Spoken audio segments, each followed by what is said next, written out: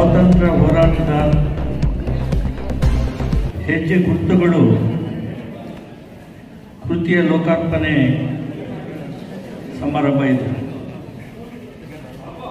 ಕೃತಿಯು ಈಗಾಗಲೇ ಲೋಕಾರ್ಪಣೆ ಆಗಿದೆ.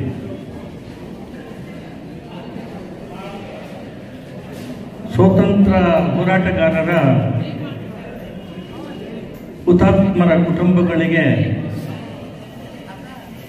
ಸನ್ಮಾನ ಕೂಡ ಮಾಡಲಾಗಿದೆ. ಇದು ಬಹಳ ಅರ್ಥಪೂರ್ಣವಾಗಿರ್ತಕ್ಕಂಥ ಒಂದು ಸಮಾರಂಭ. ದಯವಿಟ್ಟು ಕೂತ್ಕೊಳ್ಳಮ್ಮ, ದಯವಿಟ್ಟು ಕೂತ್ಕೊಳ್ಳಿ, ಸ್ವಲ್ಪ ಮಾತು ಕೇಳಿ.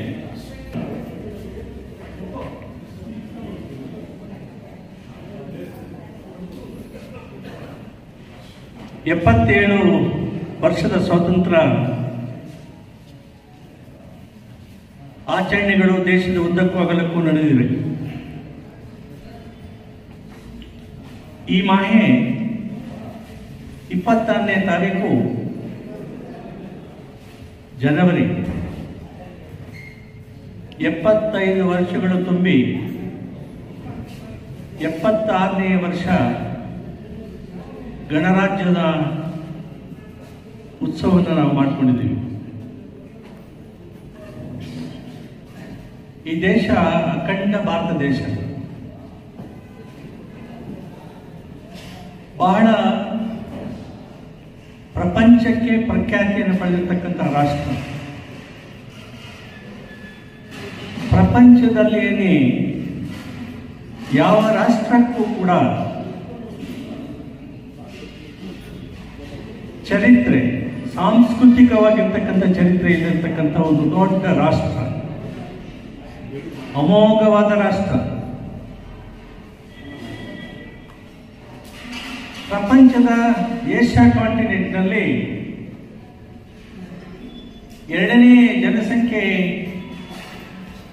ಸ್ಥಾನವನ್ನು ಪಡೆದಿರ್ತಕ್ಕಂಥ ಒಂದು ರಾಷ್ಟ್ರ. ಪ್ರಥಮ ಜನಸಂಖ್ಯೆ ಚೈನಾ ದೇಶ ಆದರೆ ಭಾರತ ದೇಶ 145 ಕೋಟಿ ಜನಸಂಖ್ಯೆ ಇರ್ತಕ್ಕಂಥ ಒಂದು ರಾಷ್ಟ್ರ. ಭೌಗೋಳಿಕವಾಗಿ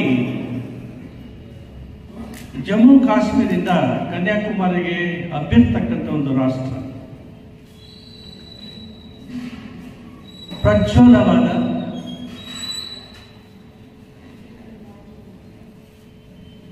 ರಾಷ್ಟ್ರ ಭಾರತ ದೇಶ.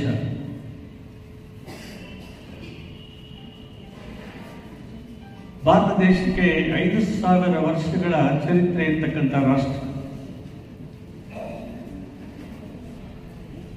77 ವರ್ಷ ಸ್ವಾತಂತ್ರ್ಯ ಭಾರತ ದೇಶದಲ್ಲಿ ಪ್ರಪಂಚದ ನಕ್ಷೆಯಲ್ಲಿ ನಾವು ಗುರುತಿಸಿಕೊಂಡಿದ್ದೀವಿ.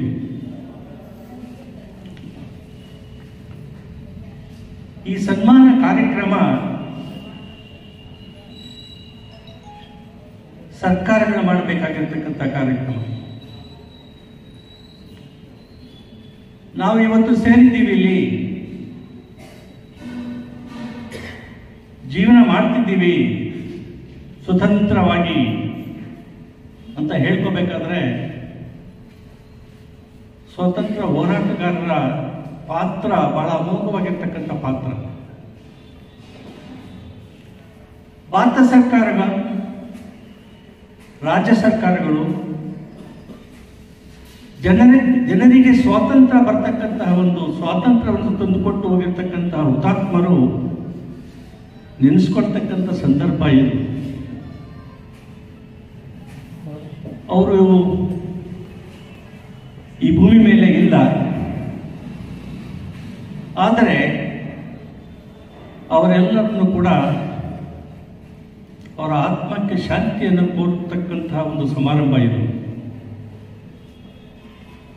ಅವರು ಸ್ವರ್ಗಸ್ಥರಾಗಿದ್ದಾರೆ, ಆದರೆ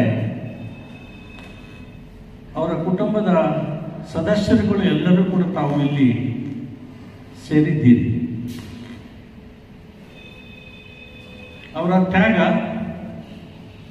ಅವರ ಬಲಿದಾನ ನಮಗೆ ಸ್ವಾತಂತ್ರ್ಯ ಸಿಕ್ಕಿದೆ. ಸ್ವಾತಂತ್ರ್ಯವಾಗಿ ಮಾತಾಡ್ತಕ್ಕಂತಹ, ಜೀವಿಸ್ತಕ್ಕಂತಹ ಒಂದು ಭೂಮಿಕೆಯನ್ನು ಹಾಕಿಕೊಟ್ಟು ಹೋಗಿರ್ತಕ್ಕಂತಹ ಮಹಾನ್ ಪುರುಷರು, ಪುರುಷಿಯರು.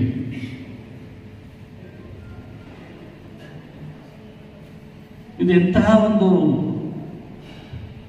ಸಮಾರಂಭ, ಎಂತಹ ಸಂತಸ ತರ್ತಕ್ಕಂಥ ಒಂದು ಸಮಾರಂಭ. ಈ ಸಮಾರಂಭಕ್ಕೆ ಜವಾಬ್ದಾರಿಯಾಗಿ ಈ ಕ್ಷೇತ್ರದ ಶಾಸಕರು ಹೌದು, ಮಂತ್ರಿಯೂ ಇವಾಗ ಸಂಪುಟ ಸಚಿವರು ಆಗಿರ್ತಕ್ಕಂಥವರು ಇಲ್ಲಿರಬೇಕಾಗಿತ್ತು. ಅವರಿಲ್ಲ. ಅವರೆಲ್ಲಿದ್ದರೂ ಕೂಡ ವೇಣುಗೋಪಾಲರವರು, ಜಿ ಸಿ ಶಂಕರ್ ಅವರು ಮುಂದಾಳತ್ವವನ್ನು ತೆಗೆದುಕೊಂಡು ಈ ಕಾರ್ಯಕ್ರಮವನ್ನು ಹಮ್ಮಿಕೊಂಡಿದ್ದಾರೆ. ಅವರಿಗೆ ನಾವು ಅಭಿನಂದಿಸಬೇಕಾಗಿದೆ. ನಾನು ಇವತ್ತು ಈ ಸಮಾರಂಭಕ್ಕೆ ಬರತಕ್ಕಂಥ ಪ್ರಮೇಯನೇ ಇಲ್ಲ. ನಿನ್ನೆ 10:30 ಗಂಟೆಯಲ್ಲಿ ನನ್ನ ಕಣ್ಣು ದೃಷ್ಟಿ ಕಮ್ಮಿಯಾಗಿ ಎಮರ್ಜೆನ್ಸಿ ಡಾಕ್ಟರ್ ಇಂಜೆಕ್ಷನ್ ನಿನ್ನೆ ಕೊಟ್ಟು 5 ದಿವಸ ಮನೆ ಬಿಟ್ಟು ಎಲ್ಲೂ ಹೋಗಬಾರ್ದು ಅಂತ ಹೇಳಿದ್ರು. ಆದರೆ ಮಾತು ಕೊಟ್ಟಿದ್ದೆ, ವಿಶೇಷವಾಗಿ ನನ್ನ ಜೀವನಕ್ಕೆ ಮೇಲಾಗಿ ಈ ದೇಶಕ್ಕೆ ಸ್ವತಂತ್ರ ತಂದು ಕೊಟ್ಟಿರ್ತಕ್ಕಂಥ ಹುತಾತ್ಮರ ಸಮಾರಂಭ, ಆ ಸಮಾರಂಭಕ್ಕೆ ನಾನು ಬರಲೇಬೇಕು ಅಂತ ಹೇಳಿ ಬಂದಿದ್ದೀನಿ. ಮಾತು ಕೊಟ್ಟವರು ಇಲ್ಲಿ ಬಂದಿಲ್ಲ. ಯಾರು ಮಾತು ಕೊಟ್ಟವರು? ಮಾಜಿ ಶಾಸಕರು ಕೃಷ್ಣಾರೆಡ್ಡಿ ಅವರು ಬಂದಿಲ್ಲ. ರವಿಕುಮಾರ್ ಅವರು ಅವರ ಅನುಮತಿ ಪಡೆದು ಪತ್ರಿಕೆಯಲ್ಲಿ ಹೆಸರನ್ನು ದಾಖಲು ಮಾಡಿದ್ದಾರೆ. ಶಿಡ್ಲಘಟ್ಟ ಶಾಸಕರು ಅವರು ಬಂದಿಲ್ಲ. ಕಳೆದ ವರ್ಷ ಮೇ ತಿಂಗಳಲ್ಲಿ ಲೋಕಸಭೆ ಚುನಾವಣೆಯಲ್ಲಿ ಗೆದ್ದಿರ್ತಕ್ಕಂಥ 2 ಸಂಸತ್ ಸದಸ್ಯರು ಬಂದಿಲ್ಲ. ಒಂದು ಡಾಕ್ಟರ್ ಕೆ ಸುಧಾಕರ್, ಇನ್ನೊಬ್ಬರು ಇವರು ಮಲ್ಲೇಶ್ ಬಾಬು ಅವರು, ನಮ್ಮ ಕಾನ್ಸ್ಟಿಟ್ಯೂನ್ಸಿ. ಸ್ವತಂತ್ರ ತಂದುಕೊಟ್ಟ ಮೇಲೆ ಸಂಸತ್ತು ಪ್ರಾರಂಭ ಆಗಿದೆ. ಶಾಸನ ಸಭಾ ನಡೀತಾ ಇದೆ. ಜನರು ನೀವು ಅವರನ್ನು ಆರಿಸಿದ್ದೀರಿ, ಅಮೋಘವಾದ ಮತವನ್ನು ಕೊಟ್ಟು. ಸ್ವಾತಂತ್ರ್ಯಕ್ಕೆ ಹೋರಾಟ ಮಾಡಿರ್ತಕ್ಕಂಥ ಹುತಾತ್ಮರ ಕುಟುಂಬಗಳ ಸದಸ್ಯರನ್ನು ಸನ್ಮಾನ ಮಾಡ್ತಕ್ಕಂಥ ಕಾರ್ಯಕ್ರಮಕ್ಕೆ ಬರಲಿಲ್ಲ ಅಂದ್ರೆ ಮುಂದಿನ ಚುನಾವಣೆಯಲ್ಲಿ ಇವನ್ನ ಬಹಿಷ್ಕಾರ ಮಾಡಬೇಕು ಅಂತ ಹೇಳಿ ಈ ದಿವಸ ನಾನು ಹೇಳ್ತಾ ಇದ್ದೀನಿ. ಬಹಳ ಜವಾಬ್ದಾರಿಯುತವಾಗಿ ಮಾತಾಡ್ತಿದ್ದೀನಿ.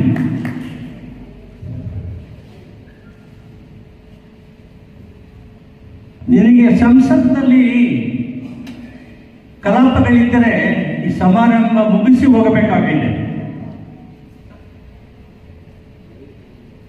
ಈ ದೇಶದಲ್ಲಿ ಸಾರ್ವಭೌಮರು ಜನರು, ನೀವು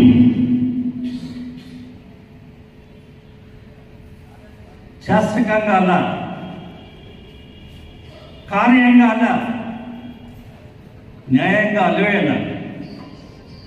ಜನರ ಪ್ರತಿನಿಧಿಗಳನ್ನು ಆರಿಸಿ ನಿಮ್ಮ ಪರ ಪ್ರಶ್ನಿಸ್ತಕ್ಕಂಥ ಹಕ್ಕನ್ನು ಕೊಟ್ಟಿದ್ದೀರಲ್ಲ, ನೀವು ಈ ದೇಶದ ಸಾರ್ವಭೌಮರು ಅಂತಕ್ಕಂಥದ್ದು.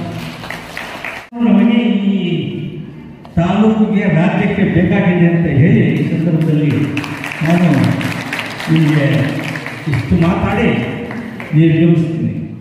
ನಿಮ್ಮೆಲ್ಲರ ನೆಚ್ಚಿನ ಸುಪ್ರೀಂ ಕೋರ್ಟ್ ನ್ಯಾಯಮೂರ್ತಿಗಳು ಆದಂಥ ಗೋಪಾಲಗೌಡರು ಅಪ್ಪಾಜಿಯವರೇ ಹಾಗೂ ಗಂಗರೆಡ್ಡಿಯವರ ಫ್ಯಾಮಿಲಿಯ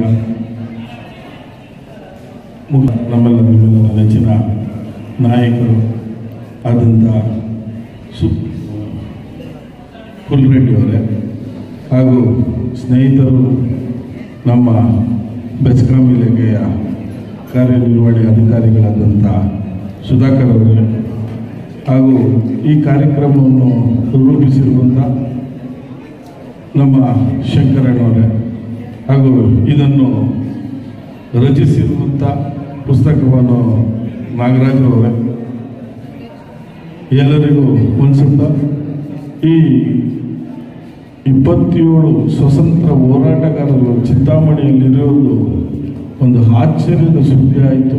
ಶಂಕರಣ್ಣವ್ರು ಬಂದು ತಿಳಿಸಿದಾಗ ಇಷ್ಟು ಜನ ಹೋರಾಟಗಾರರಿರುವಂಥದ್ದು ಈ ಕಾರ್ಯಕ್ರಮವನ್ನು ಅದೊಂದು ಗೋಪಾಲ್ಗೌಡರು ಅವ್ರಿಗೆ ಅಪ್ಪಾಜಿ ಅವ್ರಿಗೆ ಇನ್ನು ಮಾಡಿಸ್ಬೇಕು ಅಂತ ಹೇಳಿದ್ರು. ಇದರಲ್ಲಿ ಅವರು ಸಂತೋಷವಾಗಿ ದಿನಾಂಕ ಕೊಟ್ಟು ಇವತ್ತು ಅವರ ಆರೋಗ್ಯದಲ್ಲಿ ತೊಂದರೆ ಇದ್ರೂ ಇಂಥ ಕಾರ್ಯಕ್ರಮಗಳು ಅಲ್ಲಿ ಭಾಗವಹಿಸಬೇಕು ಹಾಗೂ ಚಿಂತಾಮಣಿಯಲ್ಲಿರುವಂಥ ಎಲ್ಲ ಸ್ವತಂತ್ರ ಹೋರಾಟಗಾರರು ಕುಟುಂಬಗಳಿಗೆ ಆರೋಗ್ಯ ಭಾಗ್ಯ ಸಿಗಲಿ ಎಂದು ಆಶೀರ್ವಾದ ನೀಡಿರ್ತಾರೆ. ಅದೇ ರೀತಿ ಎಲ್ಲರೂ ಇವತ್ತು ಬಂದು ಈ ಕಾರ್ಯಕ್ರಮವನ್ನು ಅಚ್ಚುಕಟ್ಟಾಗಿ ನಡೆಸ್ಕೊಟ್ಟಿರುವಂಥ ಎಲ್ಲ ಸ್ವತಂತ್ರ ಹೋರಾಟಗಾರರ ಕುಟುಂಬಕ್ಕೂ ಹಾಗೂ ಚಿಂತಾಮಣಿ ನಾಗರಿಕರಿಗೂ ಒಂದ್ಸತ ಈ ಕಾರ್ಯಕ್ರಮದಲ್ಲಿ ತಿಳಿಸಿದಂತೆ ಇದು ಚಿಂತಾಮಣಿಯ ತಾಲೂಕು ಆಫೀಸ್ ಆಗಿರ್ಬೋದು, ಇಂಜಿನಿಯರಿಂಗ್ ಆಫೀಸ್ಗಳಾಗಿರ್ಬೋದು, ಎಲ್ಲದರಲ್ಲೂ ಸ್ವತಂತ್ರಗಾರರ ಹೋರಾಟಗಾರರ ಫೋಟೋಗಳು ಇಡಬೇಕು ಮತ್ತು ಸ್ವತಂತ್ರದ ದಿನಾಚರಣೆ ದಿವಸ ಇವರ ಕುಟುಂಬಗಳಿಗೆ ಒಂದು ಔತಣಕೂಟ ಏರ್ಪಡಿಸಬೇಕು ಅಂತ ಅಪ್ಪಾಜಿಯವರು ಕರೆ ನೀಡಿರ್ತಾರೆ. ಅದರಂತೆ ನಾವು ಸ್ವತಂತ್ರ ಹೋರಾಟದ ದಿವಸ ಇವನ್ನೆಲ್ಲ ಕರೆದು ಇವರ ಜೊತೆಯಲ್ಲಿ ನಾವು ಔತಣಕೂಟ ಕೊಟ್ಟು ಒಂದು ಟಿಫನ್ ತಿಂದು ಇವ್ರ ಜೊತೆಯಲ್ಲಿ ನಾವು ಸೇರಬೇಕು ಅಂತ ಹೇಳ್ಬಿಟ್ಟಿದ್ದು ನಮ್ಮ ಪಾರ್ಟಿ ಕಾರ್ಯಕ್ರಮದಲ್ಲಿ ವಿನಂತಿ ಮಾಡ್ಕೊತೀನಿ. ಆದ್ದರಿಂದ ಇವತ್ತಿನ ಈ ಕಾರ್ಯಕ್ರಮ ಅಚ್ಚುಕಟ್ಟಾಗಿ ನಡೆದಿರುವಂಥ ಎಲ್ಲ ಈ ಕಾರ್ಯಕ್ರಮ ನಡೆಸ್ಕೊಟ್ಟಿರುವಂಥ ನಾಗರಾಜ್ ಅವರು, ಮಹೇಶ್ ಅವರು, ನಮ್ಮ ಶ್ರೀನಿವಾಸ ಮೂರ್ತಿ ಅವರು, ಶಂಕರ್ ಅವರು, ಎಲ್ರಿಗೂ ದೇವರು ಒಳ್ಳೇದು ಮಾಡಲಿ, ಎಲ್ರಿಗೂ ಆರೋಗ್ಯ ಬಗ್ಗೆ ಸಿಗಲಿ ಅಂತೇಳಿ ಈ ಮೂಲಕ ಕೇಳ್ಕೊತೇನೆ. बोलो भारत माता की।